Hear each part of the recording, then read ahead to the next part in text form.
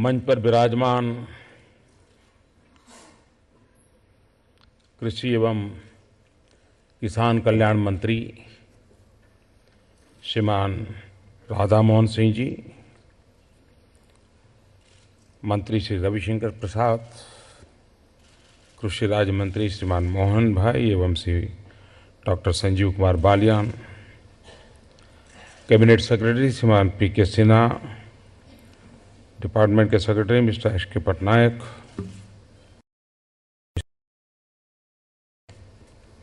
मेरे किसान भाइयों बहनों और देश के अन्य भागों में ई मंडी के द्वारा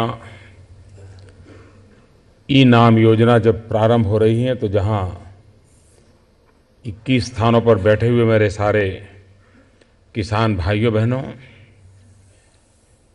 मैं देश के किसानों को बहुत बहुत शुभकामनाएं देता हूं, बहुत बधाई देता हूं कि इस प्रयास से किसानों की अर्थव्यवस्था में कितना बड़ा परिवर्तन आने वाला है। आज डॉक्टर बाबा साहब आम्बेडकर की 125वीं जयंती है और मैंने करीब 1 महीने पहले सार्वजनिक रूप से कहा था कि ई नाम का प्रारंभ हम डॉक्टर बाबा साहब आम्बेडकर की जन्म जयंती के दिन करेंगे और मुझे खुशी है कि आज समय सीमा में वो कार्यक्रम प्रारंभ हो रहा है। राधा मोहन सिंह जी कह रहे थे कि हम इसको और जल्दी भी कर सकते हैं, लेकिन ये काम राज्यों के सहयोग के साथ जुड़ा हुआ है। अभी भी देश के कुछ राज्य ऐसे हैं कि जहां मंडी का कोई कानून ही नहीं है। अब किसानों के लिए सुनते तो बहुत है, लेकिन ऐसे भी राज्य हैं आज भी इस देश में कि जहां किसानों के लिए मंडी के लिए कोई नीति निर्धारण कानून नहीं है। उन राज्यों में किसानों का एक्सप्लॉयटेशन कितना हो सकता है उसका आप अंदाज कर सकते हैं। मैं नाम नहीं देना चाहता हूं राज्यों का, क्योंकि आजकल ऐसे विषय फिर 24 घंटे विवादों में फंस जाते हैं, तो मैं उससे बचना चाहता हूं। लेकिन ऐसे सभी राज्यों से मेरा आग्रह होगा कि वे अपने यहाँ किसान मंडी कानून बनाएं।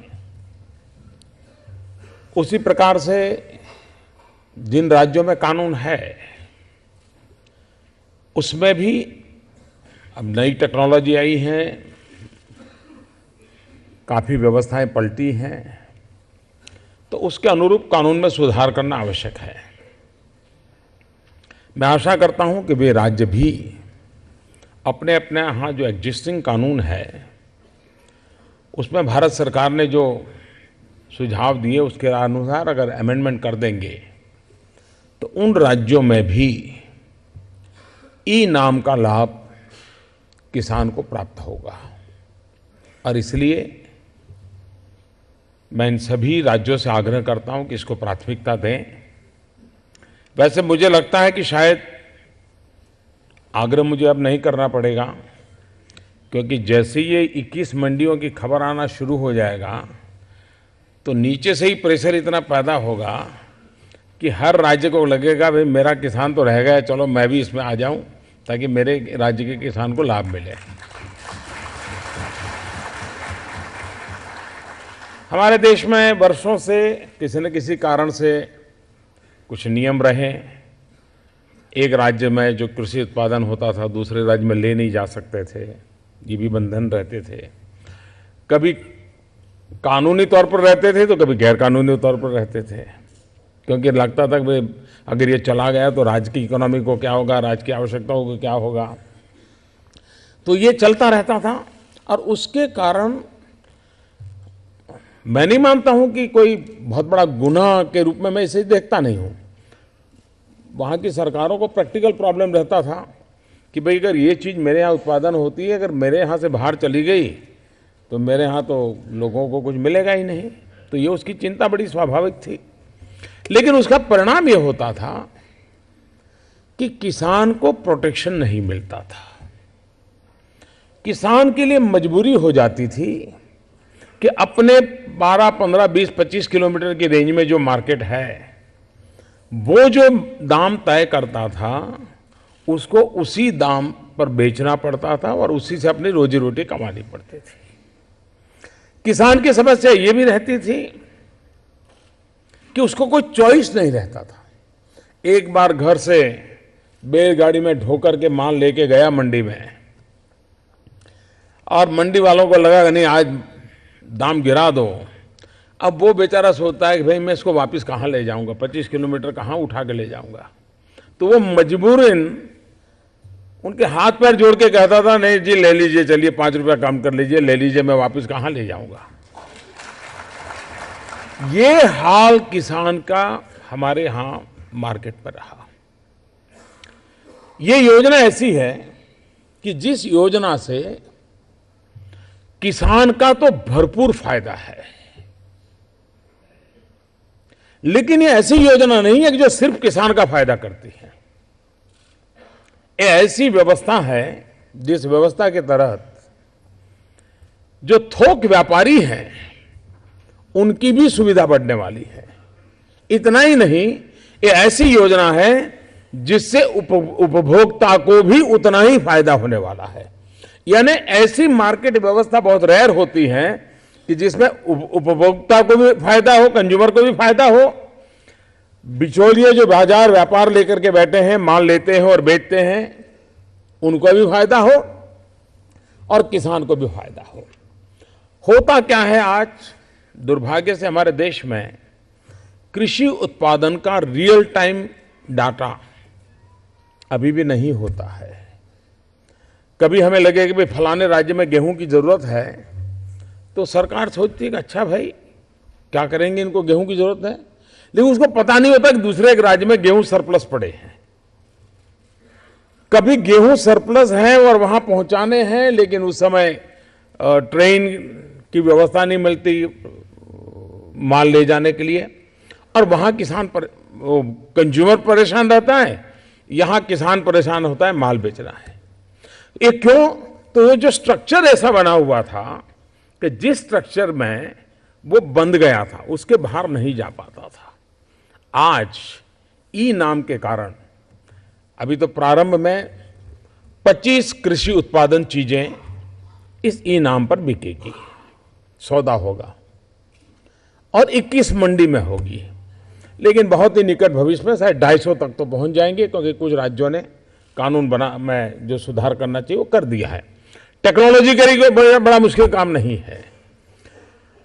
वहां एक लैब बनेगी, उस लैब के कारण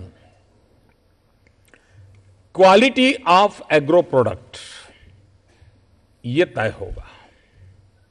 अब व्यापारी हाथ में पकड़ करके जताएगा नहीं यार तेरा माल तो ठीक नहीं है, और किसान कहता नहीं नहीं साहब बहुत ठीक है, पहले जैसा ही है, और आखिरकार उस व्यापारी ने कह दिया तो वो बेचारे को लगता था चलो बेच दो। आज लेबोरेटरी कहेगी कि तुम्हारा जो प्रोडक्ट है ए ग्रेड का है, बी ग्रेड का है, सी ग्रेड का है।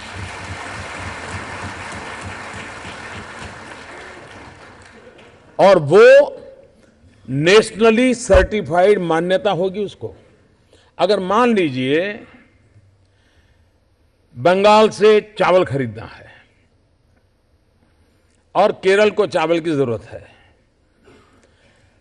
तो बंगाल का किसान ऑनलाइन जाएगा और देखेगा कि केरल की कौन सी मंडी है जहां पर चावल इस क्वालिटी का चाहिए, इतना दाम मिलने की संभावना है। तो वो ऑनलाइन ही कहेगा कि भाई मेरे पास इतना माल है और मेरे पास ये सर्टिफिकेट, मेरा ये माल ऐसा है, बताइए आपको चाहिए। और अगर केरल के व्यापारी को लगेगा भाई ये 6 लोग में ये ठीक है, तो उससे तुरंत सौदा करेगा और अपना माल मंगवा देगा। कुछ व्यापारी क्या करेंगे, बंगाल से माल खरीदेंगे, खरीदने वाला केरल में होगा, लेकिन उसको बंगाल में ही मार्केट मिल जाए तो वहीं वो बंगाल में भेज देगा। मेरा कहने का तात्पर्य है कि इतनी ट्रांसपेरेंसी होगी इस व्यवस्था के कारण कि जिसके कारण हमारा किसान ये तय कर पाएगा और माल अपना प्रोडक्ट बैलगाड़ी में चढ़ाने से पहले या ट्रैक्टर में चढ़ाने से पहले तय कर पाएगा कि मेरे प्रोडक्ट का क्या होगा। पहले तो क्या होता था, सारी मेहनत करके 25 किलोमीटर दूर मंडी में गया, उसके बाद तय होता था भविष्य क्या है। आज अपने घर में अपने मोबाइल फोन पर वो तय कर सकता है कि मैं कहां जाऊं। थोड़ा, और मैं समझता हूं हमारे देश का सामान्य से सामान्य व्यक्ति, शायद वो साक्षर ना हो लेकिन बुद्धिमान होता है। जैसे उसको पता चलेगा तो वो मॉनिटर करेगा कि मंडी का ट्रेंड क्या है, 3 दिन देखेगा बराबर, और फिर ट्रेंड के अनुसार तय करेगा। हाँ, अब लगता है कि मार्केट पक गया है, तो तुरंत अंदर एंटर कर जाएगा और अपना माल बेचेगा। आज किसान निर्णायक होगा, किसान निर्णायक होगा। जो मंडी में बैठे हुए व्यापारी हैं, उन व्यापारियों के लिए भी ये सुविधाजनक होगा, क्योंकि उसको लगता है कि मैं जहां से पहले खरीदता था तो वहां तो इस बार चावल पैदा ही नहीं हुई है, तो साल भर क्या करूंगा, मैं तो चावल का व्यापारी हूं। लेकिन अब उसको बैठे रहना नहीं पड़ेगा, वो हिंदुस्तान के किसी भी कोने से अपने आवश्यकता के अनुसार चावल का ऑर्डर दे करके दूसरे व्यापारी से वो ले सकता है, दूसरे किसान से भी ले सकता है, अपनी आवश्यकताओं की पूर्ति कर सकता है।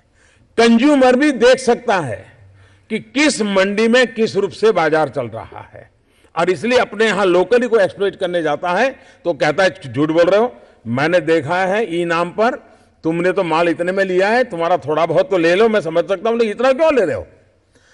यानी उत्पादन का बैलेंस यूज, इसके लिए भी ई नाम पोर्टल एक बहुत बड़ी सुविधा बनने वाला है। और मैं मानता हूं किसान का जैसा स्वभाव है, एक बार उसको विश्वास पड़ गया तो वो उस भरोसे पर आगे बढ़ने चालू कर जाएगा। बहुत तेज गति से ई नाम पर लोग आएंगे, ट्रांसपेरेंसी आएगी। इस मार्केट में आने के कारण भारत सरकार भी बड़ी आसानी से, राज्य सरकारें भी मॉनिटर कर सकती हैं कि कहां पर क्या उत्पादन है, कितना ज्यादा मात्रा में है। इससे यह भी पता चलेगा ट्रांसपोर्टेशन सिस्टम कैसी होनी चाहिए, गोडाउन का उपयोग कैसे होना चाहिए, इस गोडाउन में माल शिफ्ट कर रहा है कि उस गोडाउन में, यानी हर चीज एक पोर्टल के माध्यम से हम वैज्ञानिक तरीके से कर सकते हैं।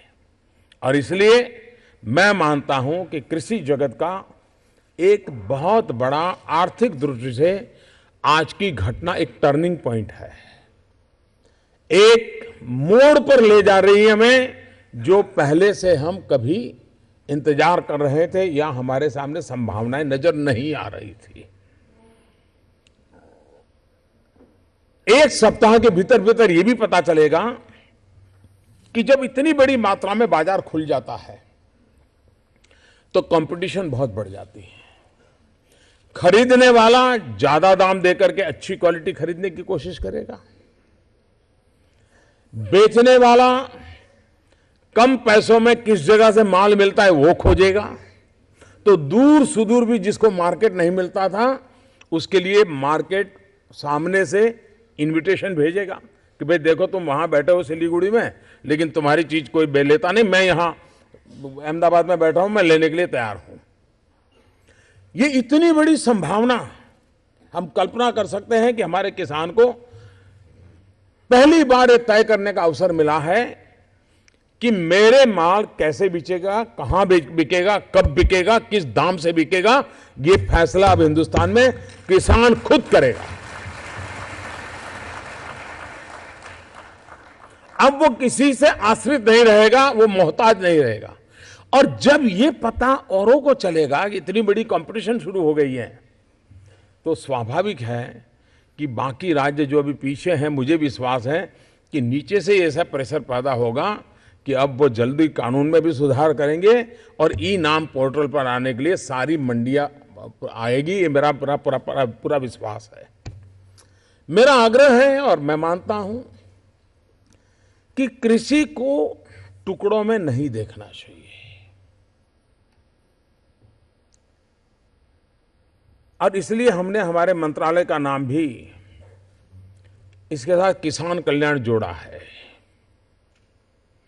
हम उसको जब तक होलिस्टिक अप्रोच नहीं होगा, हम किसानों की स्थिति में सुधार नहीं ला सकते हैं। और होलिस्टिक अप्रोच लेना है तो कई चीज, जैसे मान लीजिए सोलार रिवॉल्यूशन हो रहा है, किसान को तो लगता होगा ये तो कुछ इंडस्ट्री का काम चल रहा है, कुछ उद्योगकारों का काम चल रहा है, लेकिन कोई तो उसको समझाए कि सोलार रिवॉल्यूशन भी तेरे लिए है भाई। अगर उसको पानी के लिए सोलार पंप मिल गया, वो अपने खेत में सोलार पैनल लगा दिया, तो उसको आज जो डीजल का खर्चा करना पड़ता है नहीं करना पड़ेगा। आज सोलार रिवॉल्यूशन हो रहा है। जो बड़े किसान हैं वो कुछ टेक्नोलॉजी का उपयोग करते हैं, कटर लाते हैं, बाकी चीज़ें लाते हैं, वो बिजली से चलती हैं। जिस दिन उसको पता चलेगा अब ये सारे जो साधन हैं वो भी सोलार से चलने वाले आ गए हैं, तो उसका खर्चा कम हो जाएगा और साधन उसका सूर्य प्रकाश से चलने लग जाएगा। यानी जो टेक्नोलॉजी का डेवलपमेंट हो रहा है उसके साथ हमारे किसान की उपयोगी चीज़ों पर कैसे जोड़ा जाए। अगर हमें ज़्यादा उत्पादन करना है तो फ्लड इरिगेशन का ज़माना चला गया, और अब ये विज्ञान ने सिद्ध कर दिया है कि फ्लड इरिगेशन से कोई अच्छी खेती होती है ऐसा नहीं, लेकिन किसान का स्वभाव है कि जब तक खेत पानी से लबालब भरा न हो, सारे पौधे डूबे हुए नजर न आए, तो उसको लगता है पौधा भूखा मर रहा है। वो खुद बेचारा परेशान हो जाता है क्योंकि उसकी भावना जुड़ी हुई है। वो अपने आप को रात को सो नहीं सकता, यार मेरा जितना पानी चाहिए उतना नहीं था, वो परेशान हो जाता है। लेकिन अगर उसको विज्ञान का पता हो, पर ड्रॉप मोर क्रॉप, हमारे उत्पादनों को पानी में डुबोए रखने की जरूरत नहीं है। हम सालों से मान करके आए कि गन्ने की खेती करनी है तो भरपूर पानी चाहिए। अब धीरे धीरे अनुभव आ गया कि स्प्रिंकलर से गन्ने की खेती बहुत अच्छी हो सकती है, और स्प्रिंकलर से गन्ने की खेती करें तो सामान्य गन्ने में जो शुगर कंटेंट होता है उससे स्प्रिंकलर या ड्रिप से किया हुआ गन्ने में शुगर कंटेंट ज्यादा होता है, उसमें से ज्यादा चीनी निकलती है, तो किसान को दाम भी ज्यादा मिलता है। और आपने देखा होगा फ्लड इरिगेशन से जो शुगर का यानी गन्ने का जो डंडा होता है उसकी साइज और स्प्रिंकलर से हुआ उसकी साइज देखते ही पता चलता है कि कितना बड़ा फर्क आया। अब किसान को समझना होगा, और मैं मानता हूं कि ये बात उनसे पहुंचाई जा सकती है, और इसलिए मेरा मिशन है पर ड्रॉप मोर क्रॉप। एक एक बूंद पानी से हम समृद्धि पैदा कर सकते हैं, हम भविष्य पैदा कर सकते हैं। कभी कभी मैं किसानों के साथ बैठने का स्वभाव रखता था तो काफी बातें करता था। जब गुजरात में था मैं उनको कहता था, और मैं आज उसको दोबारा कहना चाहूँगा। मैं उनको कहता था कि मान लीजिए आपका बच्चा बीमार है और 3 साल की आयु हो गई, 5 साल की आयु हो गई, 7 साल की आयु हो गई, लेकिन न वजन बढ़ रहा है, न चेहरे पर मुस्कान आ रही है, ऐसा ही दुबला पत्ता मरा पड़ा ऐसे ही पड़ा रहता है। अब आप सोचिए कि आपका बच्चे का ये हाल है, और आप सोचें कि एक बाल्टी भर दूध लेंगे, उसमें केसर बादाम पिस्ता सब डालेंगे और रोज बच्चे को इस दूध से नहलाएंगे, उसकी तबीयत में कोई फर्क पड़ेगा क्या? पड़ेगा क्या मेरे किसान भाई, पड़ेगा क्या? लेकिन अगर एक चम्मच में थोड़ा थोड़ा दूध लेकर के उसको 100 ग्राम शाम तक 100 ग्राम पिला दूं, फर्क पड़ेगा कि नहीं पड़ेगा? जो बच्चे का है वही पौधे का है, जो स्वभाव बच्चे का है वही स्वभाव पौधे का है। पौधे को भी अगर पानी से नहला दोगे तो पौधा मजबूत होगा तो नहीं है। एक एक चम्मच से एक एक बूंद पानी पिलाओगे तो आप देखते ही देखते देखोगे कि पौधा कितनी बड़ी ताकतवर बन जाता है। और इसलिए हमने इन बातें छोटी होती हैं लेकिन उसकी ताकत बहुत बड़ी होती है। हमने देखा है कि हमारे किसान का सबसे बड़ा नुकसान किससे हो रहा है? वो जो देखता है उसमें विश्वास करता है, जो सुनता है उस पर किसान कभी विश्वास नहीं करता। एक प्रकार से अच्छी चीज भी है, वो जब तक खुद अपनी आंखों से नहीं देखता है भरोसा नहीं करता है। लेकिन उसके कारण उसका मिसगाइड ऐसा हो जाता है कि अगर बगल वाले खेत में किसी किसान ने लाल डिब्बे वाली दवा डाली तो वो भी सोचता है कि लाल डिब्बे वाली अच्छी होती है, वो भी जाकर के लाल डिब्बे वाली ले आता है। अगर उसने देखा कि बगल वाला 2 बोरी फर्टिलाइजर डालता है तो वो भी 2 बोरी डाल देता है, और उसको तो ज्यादा वो रंग से ही जानता है कि लाल डिब्बे वाली दवा, काले डिब्बे वाली दवा, लंबे डिब्बे वाली दवा या छोटे डिब्बे वाली, उसी से उसका कारोबार चलता है। ये उसने अपना एक विज्ञान डेवलप किया है। ये गलती क्यों होती है? उसे पता नहीं है कि वो जिस जमीन पे काम कर रहा है उसकी प्रकृति कैसी है। ये धरा हमारी मां है, ये भूमि हमारी मां है, कहीं बीमार तो नहीं हो गई है? हमने ज्यादा तो उसका शोषण नहीं किया है, उसका भी कोई ख्याल रखा है कि नहीं रखा है? ज्यादा अनुभव आता है कि हम धरा के साथ क्या करते हैं, फसल के संदर्भ में धरा के साथ जो करना होता है करते हैं। धरा की तबीयत चिंतन करनी चाहिए, इस भूमि की चिंता करनी चाहिए, इस पर हमारा ध्यान नहीं होता है। और अगर बीमार धरा हो, कितना ही अच्छा बीज बोए, इच्छित परिणाम नहीं मिलता है।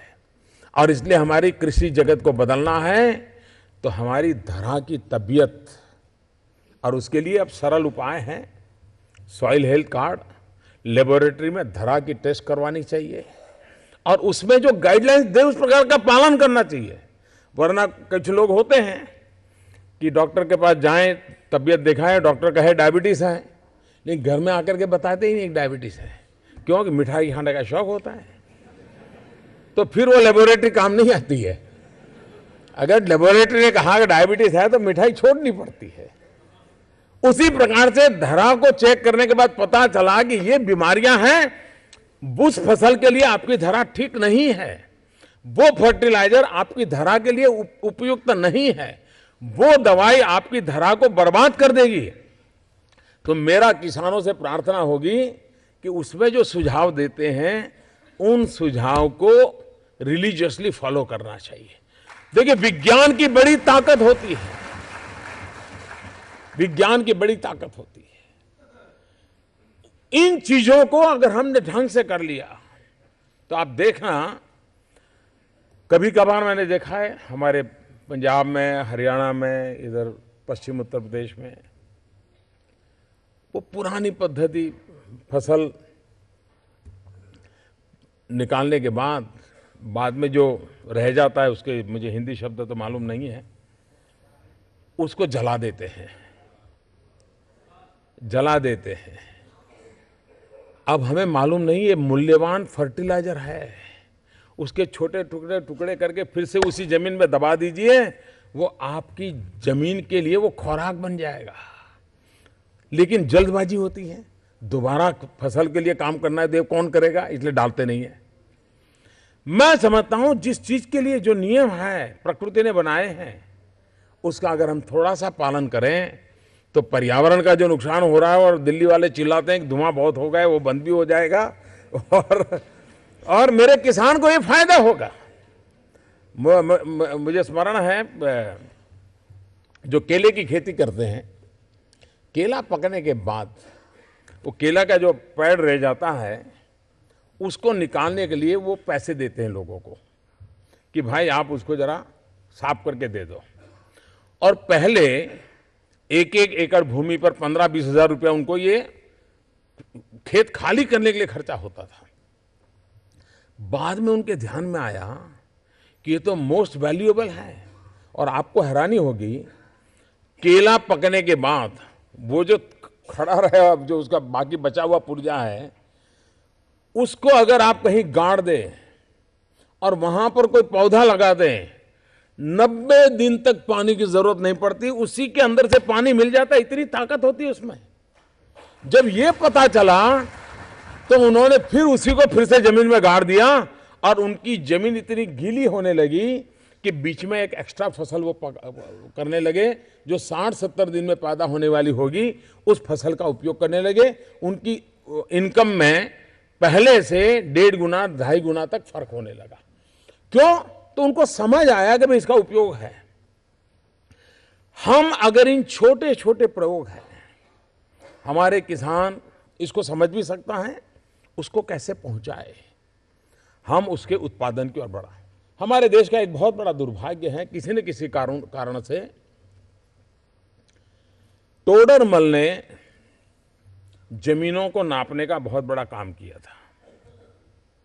उसके बाद उसके प्रति बड़ी उदासीनता रखी गई।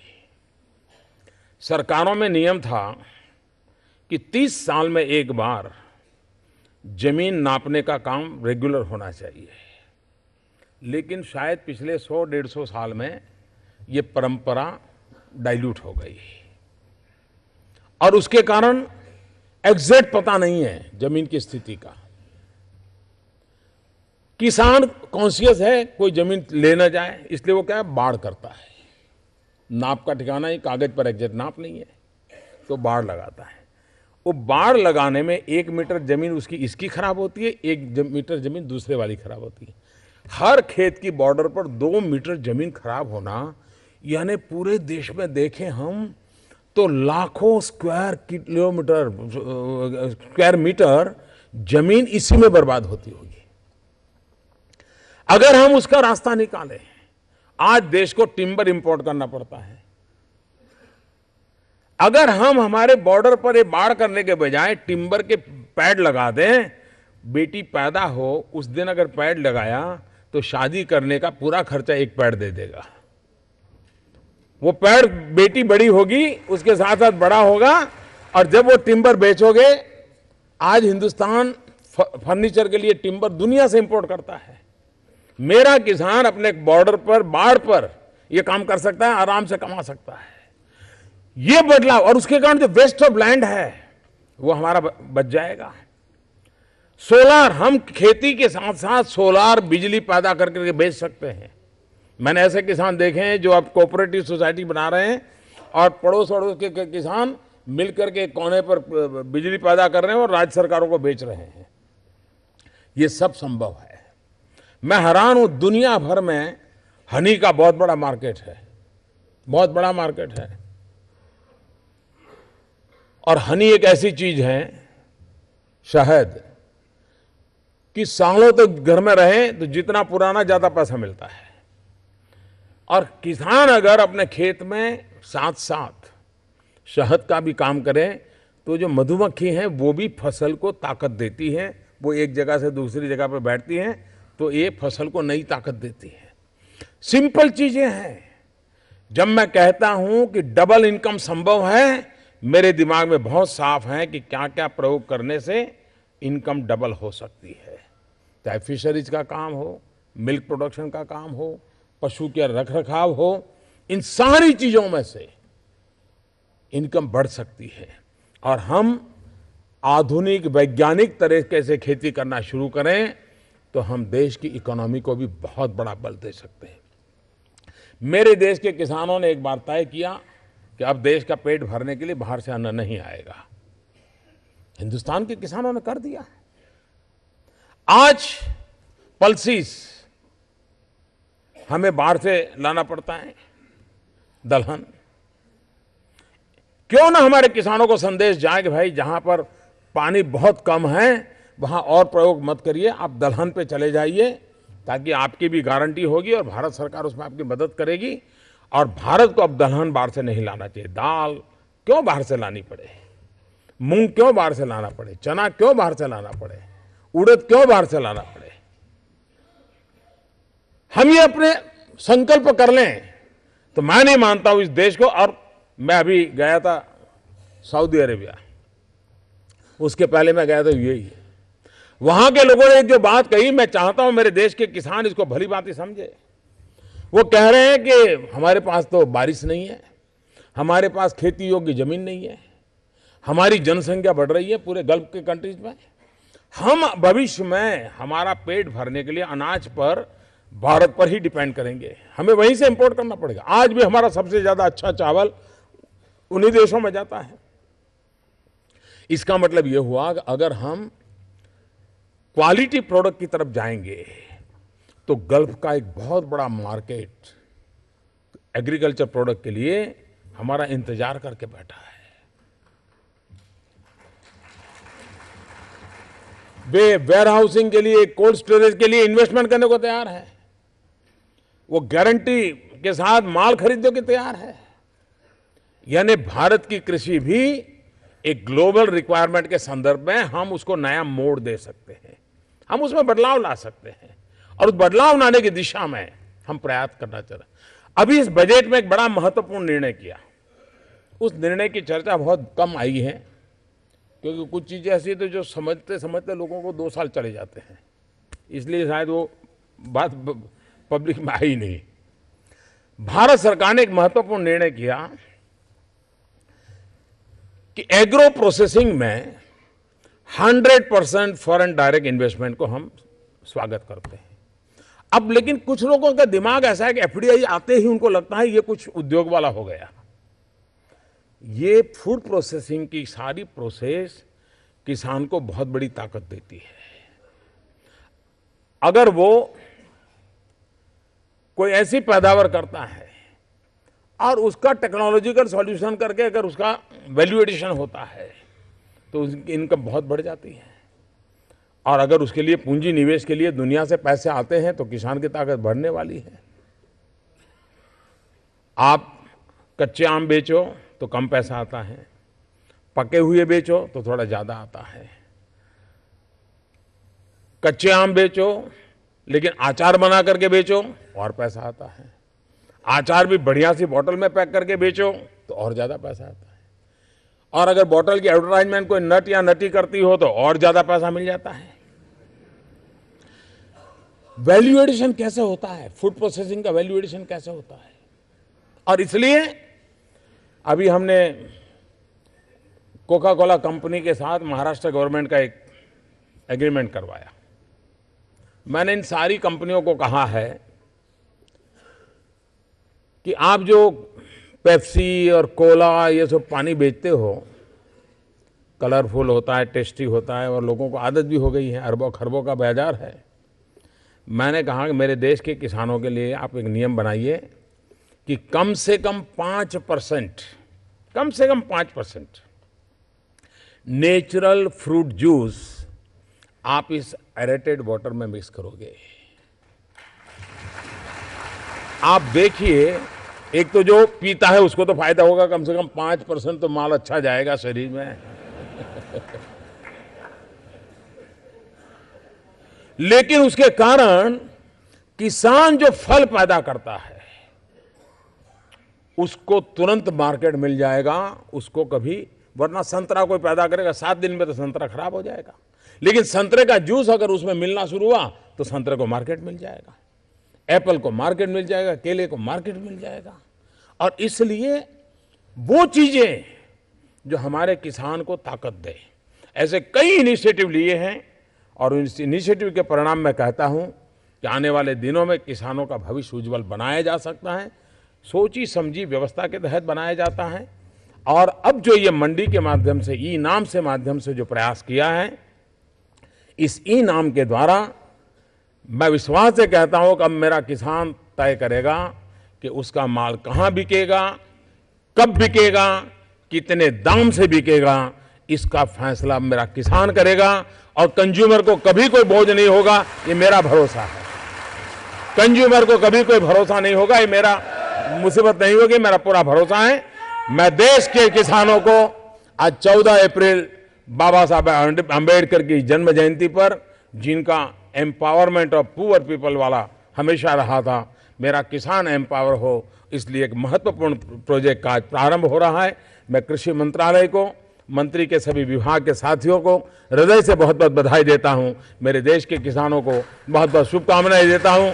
असम का आज नया वर्ष है, असम का नव वर्ष है, उस बिहू के मौके पर भी मैं शुभकामनाएं देता हूं। बहुत बहुत धन्यवाद।